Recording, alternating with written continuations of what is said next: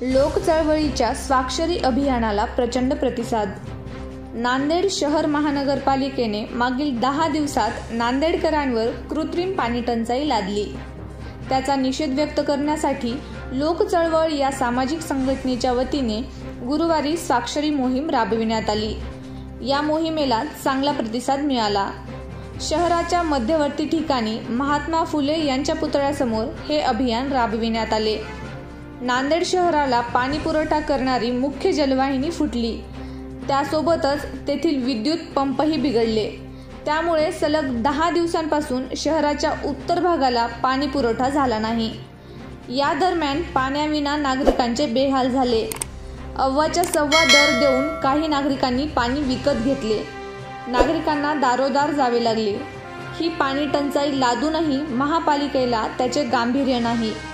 पाणी पुरवठ्याची कोणतीही पर्यायी व्यवस्था नसल्याने नागरिकांच्या अडचणीत भर पडली। दरम्यान पाणी पुरवठा व्यवस्थेवर लाखो रुपये देखभाल खर्च करूनही ही परिस्थिती केवळ निष्काळजीपणामुळे उद्भवली आहे। याचा जाब विचारण्यासाठी व महापालिकेच्या हलगर्जीपणाचा निषेध व्यक्त करण्यासाठी लोक चळवळीकडून स्वाक्षरी मोहीम घेण्यात आली। यावेळी शहरातील सर्व क्षेत्रातील नागरिकांनी स्वाक्षरी करून अभियानाला पाठिंबा दिला। यावेळी लोक चळवळीचे दिलीप शिंदे, बालाजी पवार, गिरीश नारखेडे, गणेश वडगावकर, नरेश दंडवते, श्याम कांबळे, निलेश तादलापूरकर, राम चव्हाण, चंद्रकांत घाटोळ, प्रल्हाद लोहेकर, बिरबल यादव, गजानन बामणे, भवानी सिंग गेहलोत, विक्की थोरात, सचिन टाक, सिद्धेश्वर मठपती आदींची उपस्थिती होती। महापालिकेने केलेल्या कृत्रिम पाणी टंचाई संदर्भात लोक चळवळीकडून लवकरच जनहित याचिका दाखल करण्यात येऊन घडलेल्या घटनेची न्यायालयीन चौकशीही मागणी करण्यात आली आहे।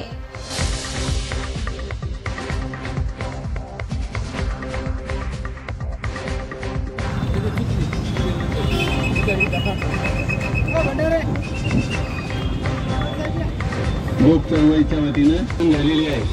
प्रशासनाच्या काही काम चुकारपणामुळे आणि वेगवेगळ्या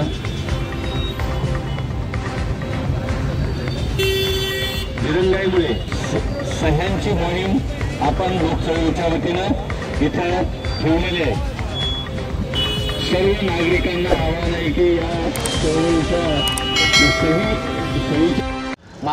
नमस्कार, मी रामेश्वर जामगे, राजमुद्रा न्यूज लाईव्हमध्ये आपलं सर्वांचं मनपूर्वक स्वागत करतो। सध्या नांदेडची परिस्थिती अशी झाली, धरण उशाला आणि कोरड घशाला या पद्धतीची नांदेडची परिस्थिती झाली।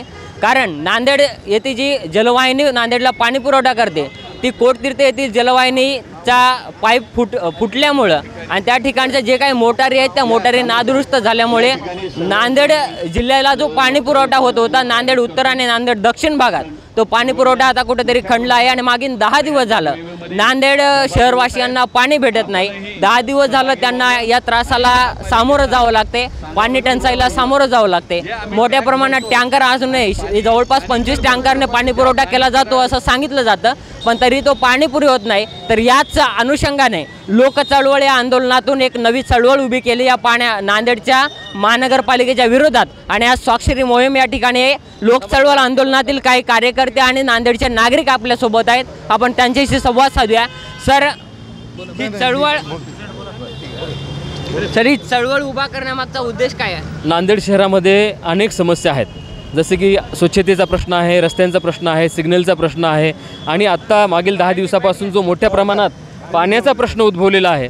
अशा दररोज समस्या नागरिकांना भेडसावत असतात। आपण अपेक्षा कुणाकडून करावी हा प्रश्न आहे, म्हणून नागरिकांसाठी चालवलेली चळवळ म्हणून ही आम्ही लोक चळवळ सुरू केलेली आहे। आणि मागील 10 दिवसात जो पाण्याचा प्रश्न निर्माण झाला आहे याचा निषेध महापालिकेची खरं तर ही जबाबदारी आहे की लोकांना नियमित पाणी दिलं पाहिजे, परंतु कृत्रिम पाणी टंचाई निर्माण करून महापालिकेनं नांदेडकरांवर मोठं संकट उभं केलं होतं, त्याचा निषेध म्हणून आम्ही आज ही स्वाक्षरी मोहीम सुरू केलेली आहे. तर आता जर लोक चळवळीतून स्वाक्षरी मोहीम घेत आहे, यातून जर महापालिकेनं दखल नाही घेतली तर पुढची पावलं काय असतील? अगदी खरं आहे, कारण महापालिका याच्या अगोदर देखील आम्ही नांदेड शहराच्या वेगवेगळ्या प्रश्नासंदर्भात निवेदनं दिली होती, परंतु त्याची दखल महापालिकेनं घेतली नाही. आणि म्हणून ह्या स्वाक्षरी मोहीम यासाठी आहे की लोकांमध्ये, नागरिकांमध्ये एक चळवळ निर्माण झाली पाहिजे, जाणीव झाली पाहिजे. आणि आम्ही लवकरच महापालिकेनं जे कृत्रिम पाणी टंचाईचं संकट आणलेलं होतं, तर त्याच्या संदर्भामध्ये उच्च न्यायालयामध्ये आम्ही जनहित याचिका दाखल करणार आहोत. नक्की जे कृत्रिम पाणी टंचाईचं संकट आणलं आहे, आपल्या नांदेडच्या उशाला धरण आहे, त्यातून पाणी पुरवठा होतो. एवढ्या जवळ असताना नांदेडसारख्या शहराला जर पाणी टंचाईचा सामना करावा लागत असेल तर यामध्ये नेमके चूक कोणाची? कारण नांदेडला बघायला गेलं तर 5-5 खासदार आहेत, अशा पद्धतीचा प्रचार सभेमध्ये उल्लेख होत होता.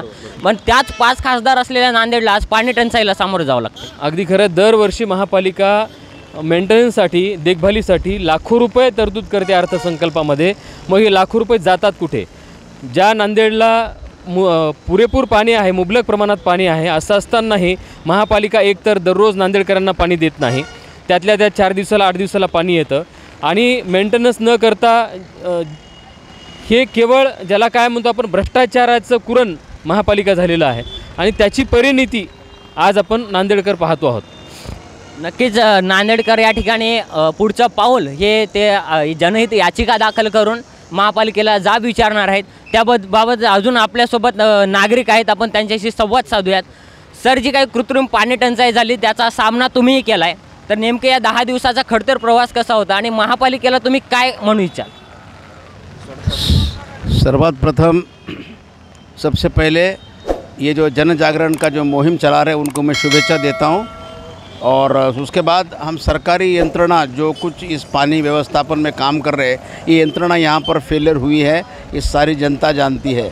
लेकिन हम अधिकारी या प्रशासन से नम्र निवेदन करते हैं कि इस देश में, हमारे नांदेड़ नगरी में, विष्णुपुरी में कितना पानी आपके पास स्टॉक में है और कितना पानी आप पीने के लिए यूज़ करते, कितना खेती के लिए यूज़ करते, कितना उद्योग क्षेत्र के लिए यूज़ करते, इसका रिकन्सिलेशन करना चाहिए कि पानी कहाँ पे मुड़ रहा है, इसका भी जनता को मालूम पड़ना चाहिए. और दूसरी महत्व की बात, ये 10 दिनों में इतना बेहाल हुआ, लोग घर घर भटकते रहे, उधर इधर भटकते रहे, पानी नहीं मिला, प्रशासन खड़े होकर टैक्स के साथ पैसा वसूल करते हैं, आप उसका क्या सर्विस दे रहे लोगों को?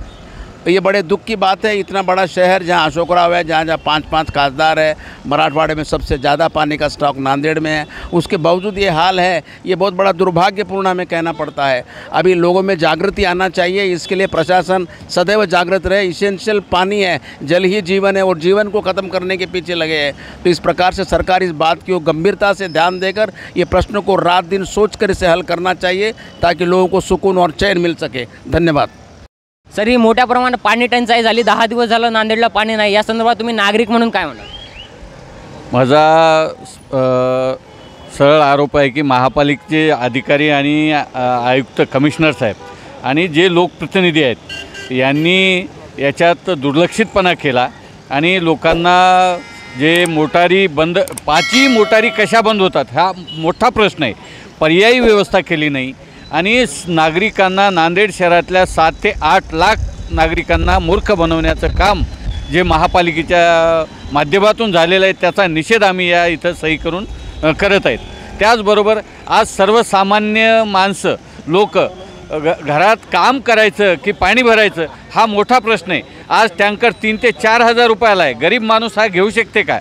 वृत्तपत्र विक्रेते असतील, रस्त्यावरचे कामगार असतील, असंघटित कामगार असतील, गल्ली गल्लीनं आज आम्ही काबरानगरच्या जलशुद्धीकरणाच्या तिथं गेलो होतो सकाळी, तर महिला मंडळी मोर्चा घेऊन आल्यासारखं लोक तिथं आले होते.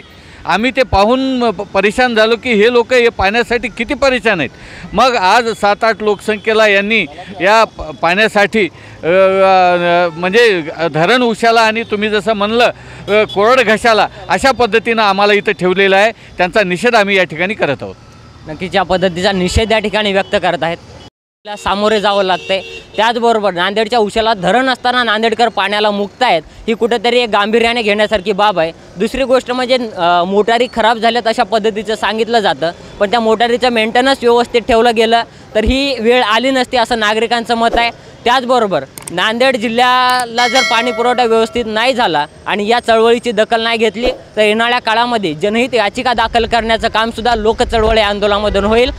या पद्धतीच्या भावना या ठिकाणी नागरिकांनी मांडलेल्या आहेत. Rameshwar Jamge, Rajmudra news live, Nanded. मनोरंजनाचं प्रबोधन, करमणुकीचं उद्बोधन, बातमी अचूक, माहिती बिनचूक. पाहत रहा राजमुद्रा न्यूज लाईव्ह.